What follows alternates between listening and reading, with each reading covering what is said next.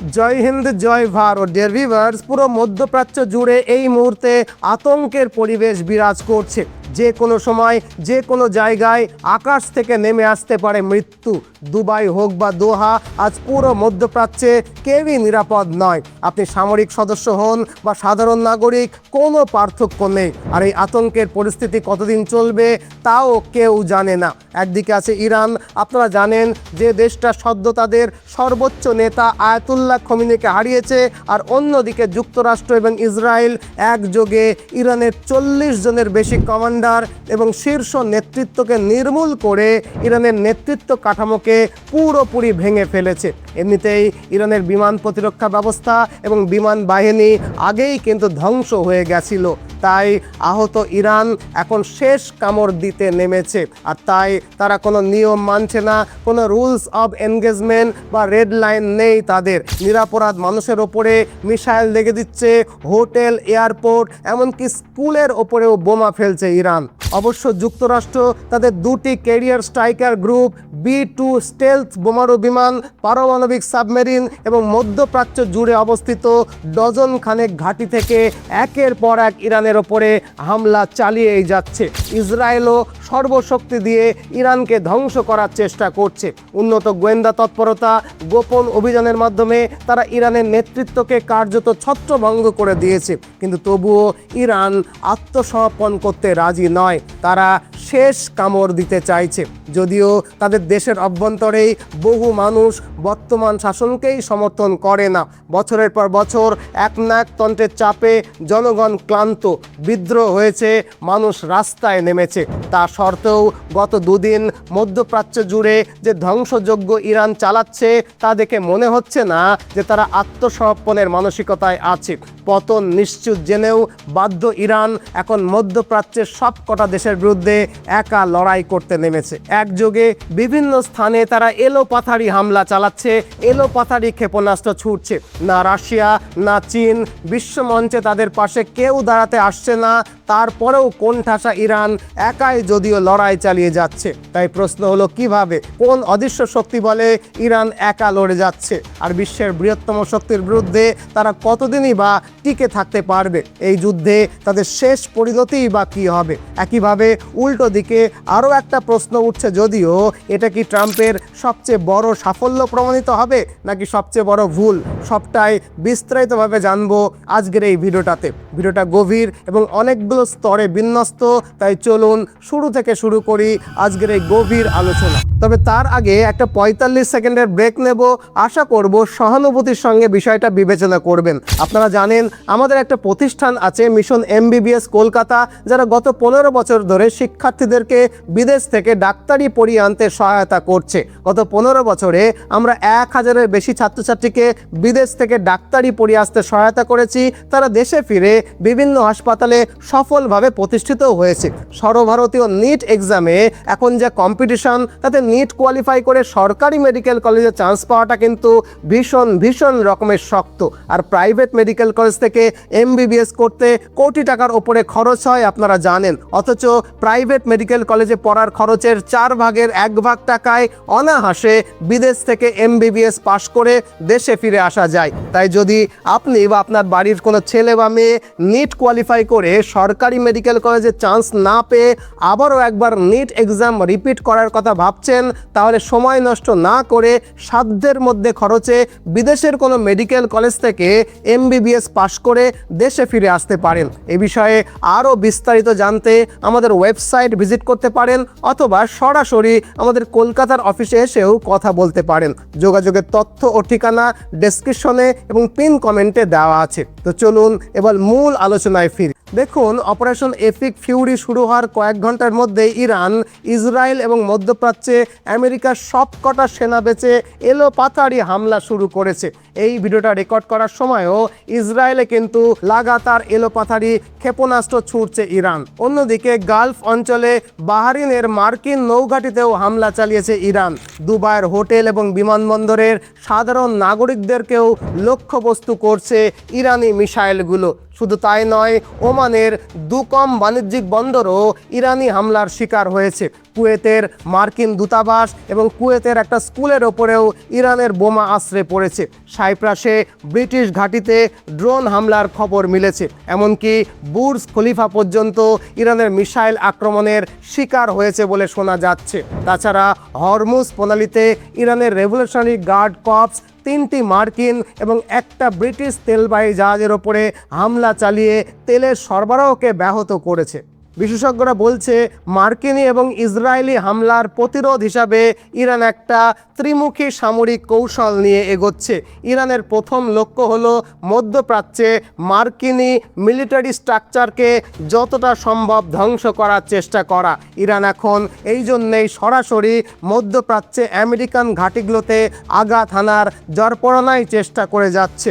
সেই কারণেই আমেরিকার সবকটা সামরিক বেস যেমন বাহরাইন, কুয়েত, সংযুক্ত আরব আমিরাত, ইরাক সবই ইরানি আক্রমণের লক্ষ্যবস্তুতে পরিণত হচ্ছে। তবে শুধু তাই নয়, ইরান অবশ্য হুমকিও দিয়ে রেখেছে যে যে দেশই আমেরিকার পক্ষ নেবে তাকেও তারা ছাড়বে না। যুক্তরাজ্য প্রকাশ্যে আমেরিকার পাশে দাঁড়ানোর কথা বলেছিল, ফলে সাইপ্রাসে ইউকের সেনাবেসে ইরান মিসাইল দেগে দিয়েছে। আশা করি ইরানের প্রথম লক্ষ্যটা কি বুঝিয়ে বলতে পারলাম। এবার দ্বিতীয় লক্ষ্যটা কি? ইরানের দ্বিতীয় লক্ষ্য হলো মধ্যপ্রাচ্য থেকে তেলের সাপ্লাই লাইনটাকে কেটে দেওয়া। আপনারা জানেন ইরানের পাশে অবস্থিত এই হরমুজ প্রণালী, মানচিত্র দেখতে পাচ্ছেন। এই হরমুজ প্রণালীর মধ্য দিয়েই মধ্যপ্রাচ্যের সবকটা দেশ থেকে বিশ্বের প্রায় 20% তেল সরবরাহিত হয়। হরমুজ প্রণালীকে এই জন্যই বলা হয় বিশ্বের জ্বালানির লাইফ লাইন। তাই প্রথম দিন থেকেই ইরান এই হরমুজ প্রণালী ব্লক করতে শুরু করেছে, আর এখন তারা আবার তেলের ট্যাঙ্কারগুলোর ওপরেও হামলা চালাচ্ছে। ফলে বড় শিপিং কোম্পানিগুলোর সঙ্গে সঙ্গে জাহাজ চলাচলকে স্থগিত করে দিয়েছে, কারণ কোনো জাহাজ এখন ডুবে গেলে এখনই বীমা পাওয়াটা কঠিন হয়ে পড়তে পারে। এর ফলে এখন হরমুজ প্রণালীর কাছে জাহাজের লাইন পড়ে আছে, কিন্তু চলাচল প্রায় শূন্যে নেমে এসেছে। এর প্রভাব কি হবে? তেল সরবরাহ বন্ধ হলে আন্তর্জাতিক বাজারে তেলের মূল্যবৃদ্ধি অনিবার্যভাবেই হবে। এশীয় বাজারে এখনই মার্কিন ক্রুড অয়েল $75 গিয়ে কিন্তু পৌঁছেছে। এর সরাসরি প্রভাব পড়েছে বিশ্ব অর্থনীতিতে এবং বিশ্ব শেয়ার বাজারে। মানে মরিয়া ইরান এখন বিশ্বের অর্থনীতিকে চাপে ফেলতে চাইছে আর কি। আর ইরানের তৃতীয় কৌশল হলো আন্তর্জাতিক মনোযোগকে নিজেদের দিকে টেনে আনা এবং আন্তর্জাতিক ক্ষেত্রে চাপ সৃষ্টি করা। এটি সবচেয়ে বিতর্কিত একটা কৌশল। এতে জনপ্রিয়তা কমতে পারে, বিশ্বমত ইরানের বিরুদ্ধেও চলে যেতে পারে এবং সেটাই হয়তো হবে। কেন বলছি কথা? কারণ ইরান যে শুধু মার্কিন ঘাঁটিগুলোতেই আঘাত করছে এমন কিন্তু নয়। তারা দুবাইয়ের হোটেল, বিমানবন্দর, ওমানের বাণিজ্যিক বন্দর, এমনকি সংযুক্ত আরব আমিরাতের বেসরকারি পরিকাঠামো, এমনকি স্কুল, হসপিটালগুলোতে পর্যন্ত হামলা চালাচ্ছে। বিশেষজ্ঞরা বলছে এটা ইরানের উন্মাদনা, এটা ইরানের পাগলামো। যদিও মরিয়া ইরানের কাছে এটা একটা চাপ সৃষ্টি করার কৌশল। দুবাইয়ের মতো নিরাপদ এবং ব্যবসা বান্ধব জায়গায় হামলা হলে সেখানে বিনিয়োগ, ব্যবসা এবং অর্থনীতি ক্ষতিগ্রস্ত হবে। আর আমেরিকার এই মিত্র দেশগুলো তখন আমেরিকার কাছেই চাপ সৃষ্টি করে বলবে যে এখনই যুদ্ধ বন্ধ না হলে তাদের ব্যবসা বাণিজ্য ধ্বংস হয়ে যাবে। কারণ অঞ্চলটি যদি অশান্ত থাকে তাহলে বিনিয়োগকারীরা আসবে না, আর সেই চাপের ফলে আমেরিকা হয়তো যুদ্ধ বন্ধ করতে বাধ্য হবে। তবে বিশ্লেষকদের মতে এই কৌশলটা আসলে উল্টো ফলও দিতে পারে, অর্থাৎ এটা ব্যাকফায়ার করারও কিন্তু ঝুঁকি রয়েছে। কারণ উপসাগরীয় দেশগুলোতে যদি বেসামরিক হতাহতের সংখ্যা বেড়ে যায়, মানে সাধারণ নাগরিকরা বেশি করে মরতে থাকে, তাহলে আগামী বছরগুলোতে ওই দেশগুলো আরও বেশি করে যুক্তরাষ্ট্রের দিকেই ঝুঁকে পড়বে এবং ইরানের বিরুদ্ধে গিয়ে কিন্তু অবস্থান নেবে। কিন্তু কথা হচ্ছে বর্তমানে ইরান এমন প্রতিশোধের আগুনে ফুঁসছে যে মরিয়া ইরান আগামীকালের কথা ভাবছেই না। প্রতিশোধের আবেগে তারা কার্যত অন্ধ হয়ে রয়েছে। আশা করি আপনাদেরকে বুঝিয়ে বলতে পারলাম যে ইরান এখন কোন 3টি কৌশল নিয়ে এগোচ্ছে। এবার আসি আলোচনার দ্বিতীয় অংশে। প্রশ্ন হলো ইরান এত কিছু কিভাবে করতে পারছে? প্রথম দিনেই এতখানি মার খাওয়ার পরে, এতটা ধ্বংসলীলা সহ্য করার পরে, নেতৃত্বকে হারিয়ে ফেলে ইরান কিভাবে এখনও যুদ্ধ চালিয়ে যেতে পারছে? আসলে 1 মার্চ ইরানের পররাষ্ট্রমন্ত্রীর একটা টুইট থেকে এর কিছুটা আভাস বা উত্তর পাওয়া যায়। এই টুইটে যুক্তরাষ্ট্রকে চ্যালেঞ্জ ছুড়ে দিয়ে বলা হয়, যত বোমা আছে, যত বোমা ফেলতে পারো ফেলো, আমাদের কাছে ডিসেন্ট্রালাইজড মোজাইক সিস্টেম বা বিকেন্দ্রীভূত মোজাইক ডিফেন্স স্ট্র্যাটেজি সক্রিয় রয়েছে। এখন নিশ্চয়ই জানতে চাইছেন যে কি এই ডিসেন্ট্রালাইজড মোজাইক সিস্টেম, এর অর্থ কী, আর কিভাবে এই মোজাইক সিস্টেম ইরানকে এই অবস্থাতেও যুদ্ধ চালিয়ে নিয়ে যেতে সাহায্য করছে। আসলে মোজাইকের মানে হলো একটা বড় টাইলস, যেটা অনেকগুলো ছোট ছোট টাইলসের সমষ্টি। মানে ইরানের মিলিটারি স্ট্রাকচারে কোনো একক কেন্দ্রীয় কমান্ড কাঠামো কিন্তু নেই। পুরো দেশটিকে 31টি স্বায়ত্তশাসিত ইউনিটে ভাগ করা হয়েছে, কারণ ইরানে মূলত 31টি প্রদেশ রয়েছে। প্রতিটা প্রদেশে আলাদা আলাদা অস্ত্র তৈরির কারখানা রয়েছে, আলাদা আলাদা ক্ষেপণাস্ত্র উৎক্ষেপণের স্টেশন রয়েছে। এই প্রদেশগুলো গেরিলা ধাঁচের অভিযানে স্বাধীনভাবে ক্ষেপণাস্ত্র নিক্ষেপ করতে সক্ষম। তাদের কাজ হলো, যদি কখনো তেহরান ফল করে, তখন কেন্দ্রীয় নিয়ন্ত্রণ বা কেন্দ্রীয় নেতৃত্ব ছাড়াই যতদিন সম্ভব যুদ্ধকে টেনে নিয়ে যাওয়া। ফলে কেন্দ্রীয় নেতৃত্ব ধ্বংস হয়ে গেলেও দেশ আত্মসমর্পণ করবে না, কারণ নিম্ন স্তরের কমান্ডোদের আগে থেকেই স্বাধীনভাবে পদক্ষেপ করার অনুমতি দিয়ে রাখা হয়েছে। আর এর ফলেই তারা এখনও মরিয়া হয়ে প্রতিরোধ চালিয়ে যেতে পারছে।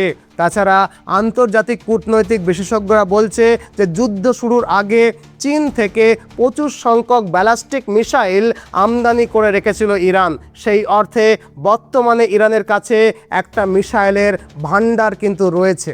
অতএব সব মিলিয়ে আজকের এই অবস্থায় এখনই যুদ্ধ থেমে যাওয়ার সম্ভাবনা ভীষণ ভীষণ রকমের কম। তবে আমাদেরকে দেখতে হবে ইরানের ক্ষেপণাস্ত্রের ভান্ডার কবে ফুরায়, আর ইরানের পাশে রাশিয়া বা চীন এসে দাঁড়ায় কিনা। তবে আরও একটা সম্ভাবনার কথা উড়িয়ে দেওয়া কিন্তু যাচ্ছে না। এখন ইসরায়েল এবং আমেরিকা যদি লাগাতার মিসাইল আক্রমণ করে এবং ইরানের 31টা প্রদেশের সেনাঘাঁটি এবং মিসাইল স্টেশনকে ধ্বংস করে দেয়, সেক্ষেত্রে ইরানের হেরে যাওয়ার সম্ভাবনা প্রবল। তবে এখনও যেহেতু এই ঘটনাটা ঘটেনি, তাই যুদ্ধ এখনও জারি আছে। অবশ্য ডোনাল্ড ট্রাম্প ভাবছে যে ইরান খুব দ্রুত আত্মসমর্পণে বাধ্য হবে, কিন্তু ইরানের নিরাপত্তা প্রধান আলী লারিজানি স্পষ্ট জানিয়েছে যে কোনো আলোচনা, কোনো সমঝোতার প্রশ্নই ওঠে না। মানে যদি ডোনাল্ড ট্রাম্প কোনোভাবেও সমঝোতা বা যুদ্ধবিরতি চায়ও, তেহরান তাতে রাজি হবে না। কেন? কারণ এখন যুদ্ধবিরতি হলে মনে হবে ইরান পরাজয় স্বীকার করে নিয়েছে।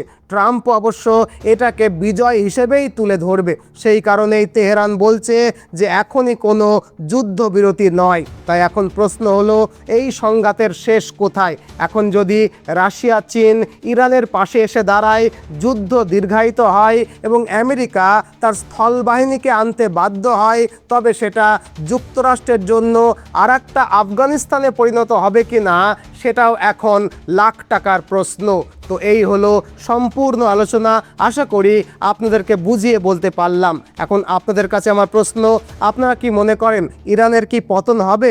এই যুদ্ধ কতদিন চলতে পারে? কমেন্ট বক্সে আপনার মূল্যবান কমেন্ট জানাতে কিন্তু ভুলবেন না। ভালো লাগলে ভিডিওটাকে লাইক করবেন, চ্যানেলটাকে সাবস্ক্রাইব করে নেবেন। আজ এ পর্যন্তই।